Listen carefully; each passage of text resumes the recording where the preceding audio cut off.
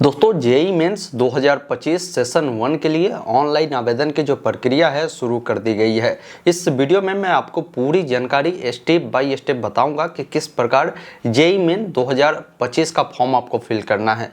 काफ़ी सारे लोगों को फॉर्म भरने में कई प्रकार की समस्या होती है, जिसमें सबसे ज़्यादा इस बार परेशानी जो होती है फ़ोटो सिग्नेचर जो अपलोड करनी है, इसका एक अलग ही गाइडलाइन है, उसके अकॉर्डिंग करना है। क्वालिफिकेशन जो भरनी है, इसमें कई सारे अलग अलग ऑप्शन दिए गए हैं, तो कौन सा ऑप्शन आपको चुनना है, इसके अलावा जो कोर्स चुनना है वो किस प्रकार चुनेंगे, सभी जानकारी मैं आपको इस वीडियो में स्टेप बाय स्टेप बताऊंगा, जिससे आपको फॉर्म भरने में किसी भी प्रकार की कोई समस्या या किसी भी प्रकार की कोई मिस्टेक नहीं होगी। वीडियो अगर आपको पसंद आए तो इसे एक लाइक कर दीजिएगा और इस प्रकार की लगातार अपडेट के लिए चैनल को सब्सक्राइब कर लीजिए। आगे भी इस प्रकार की जो भी अपडेट होगा मैं देने का काम करूंगा। फिलहाल अपने स्क्रीन पर चलता हूं, पूरी जानकारी स्टेप बाय स्टेप बताता हूं कि किस प्रकार जेईई मेन 2025 सेशन 1 का फॉर्म आपको फिल करना है। दोस्तों अभी आप देख पा रहे होंगे हम एनटीए के ऑफिशियल वेबसाइट पर है। यहीं से जेईई मेन 2025 के लिए ऑनलाइन आवेदन की प्रक्रिया स्टार्ट किए गए हैं। अप्लाई करने से पहले साथियों मैं इसका नोटिफिकेशन आपको दिखाना चाहता हूं, जिसमें बहुत सारी जानकारी बताई गई है। जैसे अभी जो आप सभी की अप्लाई प्रक्रिया स्टार्ट किए गए हैं, ये सेशन 1 के लिए स्टार्ट किए गए हैं। जो टेंटेटिव इसका यही है एग्ज़ाम का डेट कि जनवरी 2025 में आप सभी की इसका एग्ज़ाम होती है। इसका फॉर्म फिलअप की प्रक्रिया 28 अक्टूबर से स्टार्ट किए गए हैं और इसका लास्ट डेट जो रखा गया है वो 22 नवंबर 2024 तक रखे गए हैं। बाकी फर्स्ट वीक में जनवरी 2025 में इसकी एग्ज़ाम होगी और 3 दिन पहले आप सभी का एडमिट कार्ड जारी कर दिया जाएगा। बाकी एग्ज़ाम जो आप सभी की होगी वो 22 जनवरी से 31 जनवरी के बीच होगी। बाकी सेंटर, एग्ज़ाम डेट, ये सारी जानकारी जब आप सभी का एडमिट कार्ड आएगा तो ये सारी जानकारी उसमें आपको दी गई होगी। बाकी रिजल्ट आप सभी का फरवरी 2025 तक जारी कर दिए जाएंगे। बाकी नीचे आएंगे तो पेपर के बारे में इन्होंने जानकारी दिया है कि पेपर 1 में जो बीटेक के लिए है इसमें क्या सिलेबस होगी, साथ में किससे कितने प्रश्न पूछे जाएंगे, जैसे सेक्शन 1 और सेक्शन 2 में वो जानकारी दी गई है। इसका टाइमिंग क्या होगा वो देख पाएंगे। वही पेपर 2 के लिए कोई अप्लाई करता है या पेपर 2B के लिए कोई अप्लाई करता है तो उसका सिलेबस और भी जो जानकारी है आपको यहाँ पर देखने को मिल जाएगा। एक बार आप जानकारी को देख सकते हैं। अगर आप इसके लिए चाहते हैं अप्लाई करना तो आप डायरेक्ट आएंगे jeiimain.nta.nic.in के वेबसाइट पर, तो यहाँ पर भी देखेंगे नोटिफिकेशन इन्होंने जारी किया है। जब आप इस पर क्लिक करेंगे तो यहाँ पर आपको ऑनलाइन एप्लीकेशन का लिंक इन्होंने दिया है, जिस पर क्लिक करेंगे डायरेक्ट इस वेबसाइट पर आएंगे। यहाँ पर आने के बाद आप देखेंगे जेईई मेन 2025 सेशन 1 मिलेगा। आपको जो कैप्चा कोड दिए गए हैं इसको यहाँ पर फिल करना है। एक ऑप्शन मिलता है न्यू रजिस्ट्रेशन, जिस पर क्लिक करना है। उसके बाद आपके सामने जो भी गाइडलाइन है वो खुलती है और कितना आपको एप्लीकेशन फ़ी लगेंगे वो सारी जानकारी आपको यहाँ पर देखने को मिल जाता है। इसको एक बार अपने स्तर से रीड आउट करेंगे, नीचे स्क्रॉल कर आएंगे। इस चेक बॉक्स पर टिक करने के बाद क्लिक हेयर टू प्रोसीड वाले विकल्प पर आपको क्लिक करना है। जैसे ही आप यहाँ पर क्लिक करते हैं तो सबसे पहले अभ्यर्थी का जो भी नाम है यानी कैंडिडेट का नाम यहाँ पर फिल करना है। कैंडिडेट का फादर का जो भी नाम होगा यहाँ पर फिल करना है। मदर का नाम यहाँ पर फिल करना है। जो भी उनका डेट ऑफ बर्थ है यहाँ से डेट, यहाँ से मंथ और जो भी ईयर है वो आप यहाँ से चयन करेंगे। जेंडर आपको बताना है, मेल है या फीमेल है, वो जानकारी आपको बतानी है। बाकी यहाँ पर बोला गया है कि जो कैंडिडेट है उनका व्यक्तिगत जानकारी में कैंडिडेट का जो नाम आपने ऊपर में फिल किया है उससे दोबारा से डालें। उनके पिताजी का जो नाम है उन्हें दोबारा से डालना है। माताजी का नाम दोबारा से डालना है। डीओबी भी दोबारा से आपको डालनी है। साथ में जो जेंडर है उसको भी दोबारा से यहाँ पर आपको डालने की ज़रूरत होगी। बाकी प्रेजेंट एड्रेस पूछा गया है, मतलब अभी आप जहाँ रह रहे होंगे वो एड्रेस यहाँ पर बताएंगे। जैसे जो भी आपका वार्ड हो, सेक्टर हो, जो भी होगा आप यहाँ पर बताएंगे। जो भी आपका सब लोकेलिटी होगा बताएंगे। साथ में लोकेलिटी आपको बतानी है। यहाँ पर कंट्री में आपको इंडिया चयन करना है। अगर इंडिया से बाहर वाले हैं तो उससे भी ऑप्शन आपको दिए गए हैं। बाकी जो भी स्टेट आपका पड़ता है स्टेट को बताएंगे। जो भी डिस्ट्रिक्ट है डिस्ट्रिक्ट बताएंगे और पिन कोड बताएंगे। नीचे आएंगे, आपको बोला गया है कि यहाँ पर अपना ईमेल आईडी दीजिए। उसी ईमेल आईडी को दोबारा डालें। मोबाइल नंबर डालें, मोबाइल नंबर को दोबारा डालें। अगर अल्टरनेट नंबर है तो दीजिए, अन्यथा इसे छोड़ सकते हैं। अगर आपका ये जो प्रेजेंट एड्रेस और परमानेंट एड्रेस समान है तो इस चेकबॉक्स पर टिक करें। दोनों फिल होगा, अलग अलग है तो अलग अलग जानकारी को फिल करने की आवश्यकता होगी। बाकी नीचे आएंगे, यहाँ पर आपको पासवर्ड बनानी होगी। पासवर्ड बनाते समय ध्यान रखेंगे कोई भी ABCD का बड़ा अक्षर देंगे, छोटा अक्षर देंगे, सिंबल देंगे और अंक देंगे। इस प्रकार का पासवर्ड एक्सेप्टेबल होता है। उसी पासवर्ड को दोबारा डालेंगे। यहाँ से कोई भी एक सिक्योरिटी क्वेश्चन आप चयन करेंगे और उसका जो भी आंसर हो उससे आपको यहाँ पर देना है। कैप्चा कोड को फिल करना है, सबमिट वाले विकल्प पर क्लिक करना है। उसके बाद आपके सामने जो भी जानकारी आपने फिल किया है उसको रिव्यू करने का पेज आता है। यहाँ से पहले क्लोज करेंगे। जैसे आपने नाम फिल किया है, पिता का नाम फिल किया है, माता का नाम फिल किया है, जन्म तिथि फिल किया है, जेंडर फिल किया है, पता फिल किया है, मोबाइल नंबर फिल किया है, ईमेल आईडी फिल किया है, ये सारी जानकारी आपकी सही है तो सभी चेक बॉक्स पर आपको टिक करना है, आई एग्री करनी है। जानकारी गलत है तो अभी आपको एडिट रजिस्ट्रेशन फॉर्म का लिंक है, आप एडिट कर सकते हैं। जैसे सबमिट एंड सेंड OTP वाले विकल्प पर क्लिक करते हैं, यहाँ पर पूछता है कि आप श्योर है, आप सबमिट करना चाहते हैं, तो उसके बाद आपके नंबर पर OTP जाते हैं, आप यहाँ पर एस करेंगे। जो भी OTP मिले होंगे यहाँ पर आपको फिल करना है। एक ऑप्शन मिलता है सबमिट रजिस्ट्रेशन फॉर्म का, जिस पर क्लिक करना है। इस प्रकार आपका रजिस्ट्रेशन कंप्लीट होता है। आपको नीचे में रजिस्ट्रेशन नंबर के रूप में एप्लीकेशन नंबर मिल जाते हैं। अब यहाँ पर देखिए आपका मोबाइल नंबर वेरीफाई है, पहले आप ईमेल आईडी को भी वेरीफाई कर ले। यहाँ पर वेरीफाई ईमेल आईडी पे क्लिक करेंगे। जो भी आपने ईमेल आईडी दिया होगा वो देखने को मिलेगा। कैप्चा कोड को फिल करना है। अगर अभी भी ईमेल आईडी चेंज करना है तो चेंज ईमेल आईडी पे क्लिक करेंगे। मेरा ईमेल आईडी सही है, मैं यहाँ से सबमिट एंड गेट OTP पे क्लिक करूँगा। ईमेल पर जो OTP मिला है उससे फिल करने के बाद वेरीफाई वाले विकल्प पर क्लिक करेंगे। इस प्रकार आपका ईमेल आईडी सक्सेसफुल वेरीफाई होता है। आप ओके वाले विकल्प पर क्लिक करेंगे। अब यहाँ पर देखेंगे आपका रजिस्ट्रेशन प्रक्रिया कंप्लीट हो चुका है। अब आपको एप्लीकेशन फॉर्म वाले विकल्प पर क्लिक करना है, जिसमें आपका देखेंगे कॉन्टैक्ट डिटेल कंप्लीट है। अब यहाँ पर पर्सनल डिटेल फिल करनी है तो पर्सनल डिटेल वाले विकल्प पर क्लिक करेंगे, जिसमें कई सारी जानकारी आपका फिलअप रहेगा, जैसे नाम, DOB, जेंडर, पिता का नाम, माता का नाम। अब यहाँ पर आपको नेशनलिटी बतानी है तो नेशनलिटी अगर आप इंडियन है तो इंडियन बताएंगे, फॉरेनर है तो वो भी आप बता सकते हैं। अब यहाँ पर पूछा गया है कि जो 12वीं कक्षा है आप कहाँ से पास है या अपीयरिंग है, किस स्टेट से आप कर रहे हैं, वो जानकारी आपको बतानी है। फिर आपसे श्रेणी पूछा जा रहा है कि आप किस श्रेणी से बिलोंग करते हैं, मतलब कैटेगरी आपका कौन सा है वो आप यहाँ से बताएंगे। फिर उसे दोबारा से कंफर्म करनी है। फिर नीचे आएंगे तो जो भी आपने कैटेगरी चुना है तो कैटेगरी के लिए आपने कैटेगरी सर्टिफिकेट बनाया होगा, वो कैटेगरी सर्टिफिकेट देनी होगी। तो यहाँ पर हमने OBC चुना है तो OBC सर्टिफिकेट जो आपने बनाया होगा सेंट्रल लेवल वाला, वो आप सर्टिफिकेट नंबर देंगे। वही मैं SC चुनता हूँ तो यहाँ पर आपको भी अपना श्रेणी सर्टिफिकेट देने होंगे, ये ध्यान रखिएगा। तो ये मांगा जाता है। अब जो भी आपने सर्टिफिकेट बनवाया है साथियों, उस सर्टिफिकेट कब इशू हुआ है वो डेट आपको बतानी है। जब इस पर क्लिक करेंगे तो कैलेंडर खुलेगा, नहीं खुलेगा तो यहाँ पर देखिए इस फॉर्मेट में पहले डेट, फिर स्लैश, तब मंथ, फिर ईयर। जैसे मान लीजिए मेरा अगर कोई सर्टिफिकेट है 1 अक्टूबर को बना है तो 01 यहाँ पर 10 और 2024 इस अकॉर्डिंग मैं भरूंगा। आप अपने अकॉर्डिंग देखेंगे। बाकी सर्टिफिकेट जो है किस अथॉरिटी के द्वारा इशू किया गया है वो आपको बतानी है। अगर आप दिव्यांग है तो आप यहाँ पर बताएं। अगर 40% या उससे अधिक है, नहीं है तो आप यहाँ से नो कर दीजिएगा। नीचे आपको आना है। आपको अगर मधुमेह है तो आप एस करें, नहीं तो नो वाले विकल्प पर क्लिक करें। निवास का जगह आपको बताना है, मतलब जो रहते हैं वो ग्रामीण क्षेत्र है या शहरी क्षेत्र, शहरी है तो अर्बन, ग्रामीण है तो रूरल आपको चयन करना है। बाकी नीचे आएंगे पारिवारिक इनकम पूछ रही है कि कितनी पारिवारिक इनकम है, आप बताएंगे 1 से 2 लाख, 2 से 3 लाख, 3 से 4 लाख, तो जो भी आपका होगा आप यहाँ पर बताएंगे।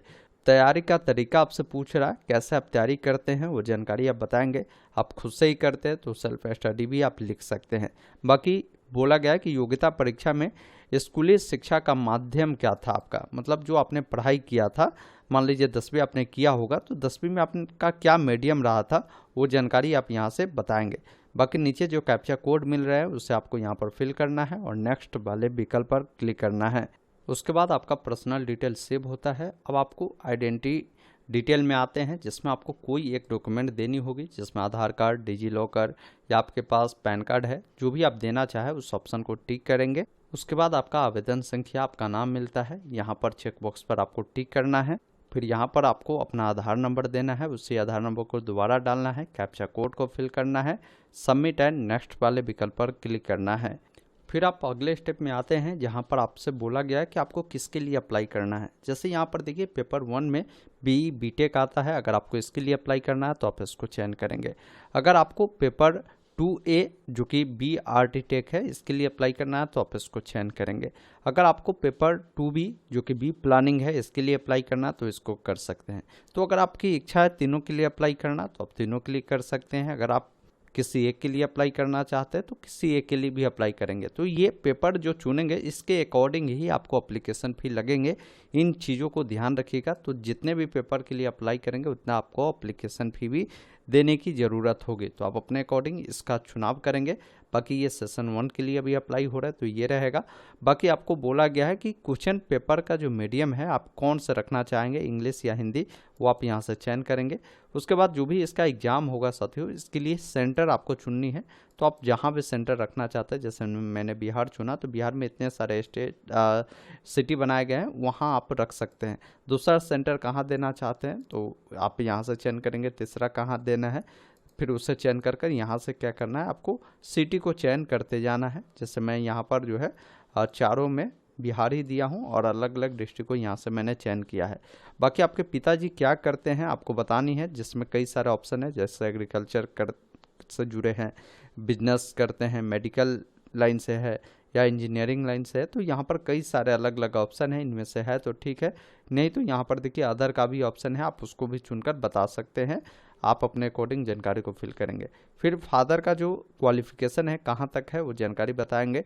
जैसे हो सकता है वो ऑप्शन दिए गए लिटरेसी कम पढ़े हैं तो आप इससे भी चुन सकते हैं। जहाँ तक भी क्वालिफिकेशन होगी आपके फादर को वो बताएंगे। माताजी कहाँ तक पढ़ी हुई, माताजी क्या करती है, ऑक्यूपेशन यहाँ पर पूछा गया है तो इसमें से देख लेंगे। जो भी माताजी करती है आप बताएंगे। यहाँ पर अगर हाउस वाइफ है तो अदर वाले ऑप्शन को आप टिक करेंगे। बाकी माताजी की क्वालिफिकेशन कहाँ तक है वो जानकारी देनी है। कैप्चा कोड को फिल कर सेव एंड नेक्स्ट पर क्लिक करना है। अब आप अगले स्टेप में आते हैं जहाँ पर क्वालिफिकेशन की जानकारी देनी है, जिसमें 10th के बारे में पूछ रहा है। तो 10th आप पास है तो यहाँ पर पास चुनेंगे। साथ में किस वर्ष आपने 10वीं पास आउट किया है वो पासिंग ईयर आपको बतानी है। साथ में यहाँ पर देखिए योग्यता परीक्षा पूछा गया तो 10th आपको यहाँ से चयन करना है। बाकी बताना है कि 10वीं जो पढ़ा है वो स्कूल ग्रामीण क्षेत्र का था या शहरी क्षेत्र का, वो आपको चयन करना है। स्कूल किस प्रकार का था, गवर्नमेंट था, प्राइवेट था, वो जानकारी आपको यहाँ से बतानी है। साथ में जो भी आपने 10वीं किया है किस राज्य से किया था, किस जिले से किया था वो बताएंगे। बोर्ड का नाम आपको बताना, तो यहाँ पर लगभग सभी बोर्ड का नाम मिलता है, आप जिस भी बोर्ड से किया है वो बताएंगे। रिजल्ट मोड किस प्रकार था, परसेंटेज या CGPA में वो बताएंगे। फिर यहाँ पर आपको बोला गया कि कुल कितने का एग्जाम हुआ था वो बताएंगे। उसमें आपको कितने नंबर मिले थे वो जानकारी देनी है और आपका परसेंटेज यहाँ पर देखने को मिलेगा। 10वीं के रोल नंबर देंगे।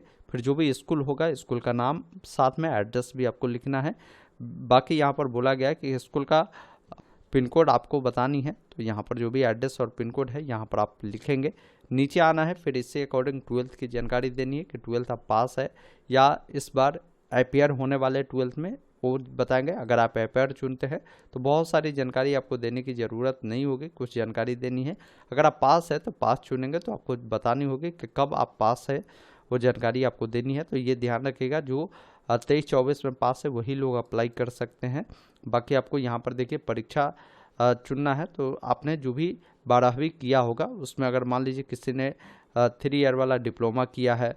उसके बाद सेकेंड ऑप्शन है कि अगर आपने किसी भी पब्लिक स्कूल या बोर्ड या यूनिवर्सिटी एग्ज़ाम को पास किया है इंडिया से, या आपने फॉरेनर कंट्रीज से भी पास किया है जो रिकॉग्नाइज्ड होनी चाहिए और इक्विवेलेंट उनकी डिग्री होनी चाहिए 10+2 सिस्टम का, तो आप इस ऑप्शन को चयन करेंगे। मतलब इसमें बहुत सारे स्टेट बोर्ड से, जैसे मान लीजिए किसी ने बिहार बोर्ड से, यूपी बोर्ड से, अलग अलग बोर्ड से किया है तो उनके लिए ये ऑप्शन है। बहुत सारे कैंडिडेट होते हैं जो 12 CBSE से किए होते हैं, तो उनके लिए देखिए यहाँ पर ऑप्शन आपको दिए गए हैं। नीचे आप देखेंगे तो central board of secondary education यानी CBSE से अगर आपने 12वीं किया है तो ये ऑप्शन आपको चुनना है। कोई NIS बोर्ड से किया है तो उसको ये ऑप्शन दिए गए हैं। अगर किसी ने इंटरमीडिएट 2 ईयर वाला प्री यूनिवर्सिटी एग्जामिनेशन जो कंडक्ट कराए जाते हैं, इससे अगर आपने पास आउट किया तो इसको आपको चयन करने की ज़रूरत है। बहुत सारे कैंडिडेट ऐसे होते हैं जो high school certificate examination of the Cambridge university से किया, तो उनको यहाँ पर ऑप्शन दिए गए हैं। बाकी आपको कई प्रकार की अलग अलग ऑप्शन है, जैसे फाइनल ईयर एग्जामिनेशन जो होते हैं 2 ईयर वाला कोर्स जो कराई जाती है NDA के द्वारा, इससे अगर आपने किया तो इसको चुनेंगे। मोस्टली केस में स्टूडेंट या तो वो किसी स्टेट बोर्ड से किए होंगे या सीबीएसई बोर्ड से किए होंगे, तो सीबीएसई के लिए मैंने बताया ये नीचे वाला है। बाकी अगर आपने किसी भी स्टेट बोर्ड से 12वीं किया है या कर रहे हैं तो आपके लिए ये option any public school board university examination in India, ये वाला जो ऑप्शन है आप इसको चयन करेंगे। बाकी बताया कि यहाँ पर जो भी आपने 12वीं किया है वो स्कूल ग्रामीण क्षेत्र या शहरी क्षेत्र का था वो बताएंगे, स्कूल किस टाइप का था वो आप यहाँ से आप बताएंगे, प्राइवेट, सरकारी या जवाहर नवोदय, आप अपने अकॉर्डिंग ये जानकारी देंगे। बाकी आपने जो पढ़ाई किया था किस राज्य से किया था, किस जिले से किया था, किस बोर्ड से किया था, यहाँ से आपको बोर्ड का नाम भी चयन करने का ऑप्शन मिल जाएगा। आपको बताना है कि आपका नंबर परसेंटेज या सीजीपीए में है वो बताएंगे, टोटल कितने का एग्जाम हुआ था और आपको कितने नंबर उसमें मिले हैं वो बताएंगे, आपकी परसेंटेज आगे जाएगी। कोई अपेयरिंग वाले हैं तो उनको ये सारी जानकारी नहीं भरनी होगी। बाकी जो पास हो चुके हैं उनको अपना रोल नंबर देनी होगी, स्कूल का नाम या कॉलेज का नाम और उसका जो भी पता है देना है। फिर यहाँ पर स्कूल कॉलेज का पता और पिन कोड आपको देना है, कैप्चा कोड को फिल करना है, सेव एंड नेक्स्ट पर क्लिक करना है। फिर यहाँ पर आपसे कुछ एडिशनल जानकारी पूछ रही है जिसमें बोला गया है कि क्या आप जुड़वा है और दोनों जेईई मेन 2025 के लिए आवेदन दे रहे हैं, तो आप यहाँ पर यस करेंगे, नहीं है तो आपको ये नो करना है, ये ध्यान रखिएगा। जन्म स्थान पूछा गया है कि आपका जो जन्म इंडिया में हुआ है, इंडिया से बाहर हुआ है तो इंडिया में हुआ है, तो किस राज्य में हुआ है, किस जिले में हुआ है वो बतानी है, कैप्चा कोड को डालकर सेव एंड नेक्स्ट पर क्लिक करना है। अब यहाँ पर आपको इमरजेंसी कॉन्टैक्ट डिटेल देनी है जिसमें सबसे पहले आपको कंट्री अपना बताना है, जो भी मोबाइल नंबर है आप यहाँ पर बताएंगे, ये नंबर आप अपना नहीं देंगे, जो आपके माता पिता या अभिभावक है उनका देंगे। ईमेल आईडी है तो उनका उपलब्ध करवाइए, कैप्चा कोड को डालकर यहाँ से गेट ओटीपी पे क्लिक करना है। फिर आपके नंबर पर भी ओटीपी गया होंगे उससे फिल करेंगे, मोबाइल और ईमेल दोनों पर गया होगा, दोनों ओटीपी अलग अलग आपको देने के ऑप्शन है। उसके बाद वेरीफाई या नेक्स्ट वाले विकल्प पर क्लिक करेंगे। अब आप अगले स्टेप में आते हैं जहां पर डॉक्यूमेंट अपलोड करना है। देखिए साथियों, डॉक्यूमेंट का गाइडलाइन है कि जो फोटोग्राफ होगा बिना मास्क वाला होना चाहिए, जिसमें चेहरा आपका जो है 80% दिखना चाहिए।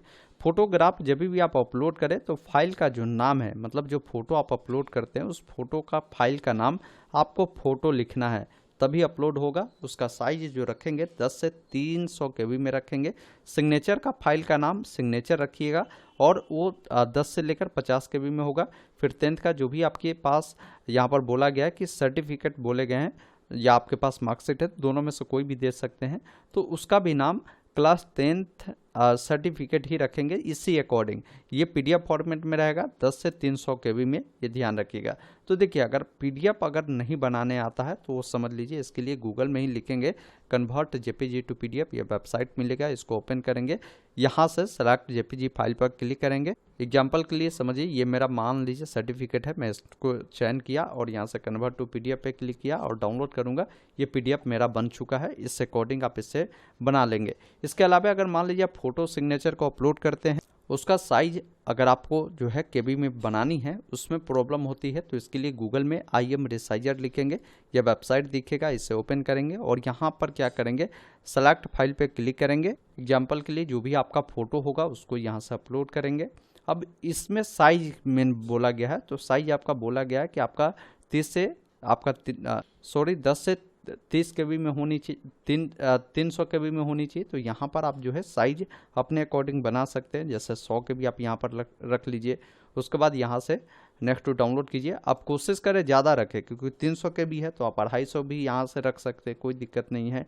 अब यहाँ से डाउनलोड पे क्लिक करेंगे नेक्स्ट वाले पे, तो आपका फ़ोटो ये बन चुका है, लेकिन इसका जो नाम है ये अलग है। आप इसका नाम चेंज कर लीजिए, जिसके लिए जहाँ भी डाउनलोड हुआ होगा उस पर जाए, आप राइट क्लिक करें और एक ऑप्शन देखिए रीनेम का मिलेगा, कहीं पर रीनेम का मिल रहा तो ठीक है, नहीं तो क्या करें, इसी फोटो पर एक बार आप क्लिक करेंगे तो इस प्रकार ये हो जाता है सेलेक्ट। अब इसमें क्या करें, इसका नाम बोला गया फ़ोटो रखने के लिए, तो यहाँ पर आप इसको फ़ोटो रखें और इसको सेव करें। अब इसको जैसे ही अपलोड करेंगे तो यहाँ पर देखिए ये आपको रिसाइज करने के लिए आता है। आप नीचे से डायरेक्ट अपलोड ओरिजिनल पर भी क्लिक करेंगे तो ओरिजिनल आ जाएगा। अब यहाँ से क्या करेंगे, अपलोड वाले विकल्प पर क्लिक करेंगे। मैं आपको लाइव दिखाता हूँ। इस प्रकार देखिए आपका फोटो सक्सेसफुल अपलोड हो गया। आप ओके करें। अब यहाँ से क्लिक कर भी देख सकते हैं। इसी अकॉर्डिंग सिग्नेचर का भी नाम यही रखिएगा और साइज इसी अकॉर्डिंग बनाकर आप सभी डॉक्यूमेंट को अपलोड करें। इस प्रकार सिग्नेचर भी अपलोड होगा। फिर आपको ये PDF भी अपलोड करना है। इस प्रकार तीनों अपलोड होगा। अब अपलोड होने के बाद आपको नीचे में कैप्चा कोड मिल जाएगा। उसको डालने के बाद एक ऑप्शन मिलेगा सेव एंड नेक्स्ट का, जिस पर क्लिक करना है और यहाँ पर बोलेगा आप श्योर है सबमिट करना चाहते हैं, इस वाले विकल्प पर क्लिक करें। अब यहाँ पर आपने जितने भी जानकारी दिया है आपको बोल रहा है कि रिव्यू करें फाइनल सबमिट से पहले, जैसे नाम, पिता का नाम, माता का नाम, जन्म तिथि, लिंग, श्रेणी और भी जो जानकारी है इसको आपको चेक कर लेनी है। इसके लिए आपको क्लोज करें पहले और नीचे में चेक बॉक्स बनाए गए हैं। ये सारी जानकारी अगर आपका सही है तो इस प्रकार आपको चेक बॉक्स पर टिक करते जाना है और यहाँ पर नीचे में जब आप आएंगे तो एक ऑप्शन आपको आई एग्री का मिलता है, इस पर आपको क्लिक करना है और एक ऑप्शन मिलता है फाइनल सबमिट ऑफ एप्लीकेशन, जिस पर क्लिक करना है और यहाँ से इस वाले विकल्प पर क्लिक करना है। फिर इस प्रकार आपका एप्लीकेशन फॉर्म भी कंप्लीट होता है। अब आपको पेमेंट करना है, जो भी पेमेंट आप पर लगता है वो पेमेंट करने के लिए पे एग्जाम फी वाले विकल्प पर क्लिक करें। अभी भी कोई गलती है तो अभी ऑप्शन है आपको एडिट एप्लीकेशन फॉर्म का, आप जाकर एडिट करें। पेमेंट करने के लिए जैसे आप पे वाले विकल्प पर क्लिक करते हैं, यहाँ पर पेमेंट मोड ऑनलाइन चुनना है और प्रोसीड फॉर पेमेंट पर क्लिक करना है। पेमेंट करने के लिए अगर आपको SBI का debit card, credit card, net banking चुनना है तो इसको आप चुनेंगे। यदि आपको केनरा बैंक का पेमेंट गेटवे चुनना है जिसमें आपको credit card, debit card, UPI, net banking का भी ऑप्शन है, ICICI का भी है, HDFC का भी है। तो देखिए साथियों, आपके पास किसी भी बैंक का अकाउंट है, ज़रूरी नहीं है कि इसमें होना चाहिए, आप किसी को भी चुन सकते हैं। जिसमें देखिए अगर UPI से करना है तो UPI का गेटवे होना चाहिए। जैसे मान लीजिए हम HDFC को चुनते हैं और हमें UPI से पेमेंट करना है तो इस पर टिक कर प्रोसीड वाले विकल्प पर आपको क्लिक करना है। फिर ये पूछ रहा है कि पेमेंट आपको कैसे करना है, तो हमको UPI से करना है तो UPI चुना। अब UPI में आप किस माध्यम से चाहते हैं, यहाँ पर देखिए फ़ोनपे है या आपको भीम है, गूगल पे है, तो जो भी माध्यम से आपको करना है साथियों, यहाँ से जैसे मैंने फ़ोनपे चुना तो आप अपना फ़ोनपे ID को डालकर प्रोसीड कर सकते हैं। भीम UPI से करना तो ये ID डाल सकते हैं, गूगल पे से करना तो ये ID आपको डाल सकते हैं। कहीं भी QR कोड का ऑप्शन आपको नहीं दिए गए, ये ध्यान रखिएगा।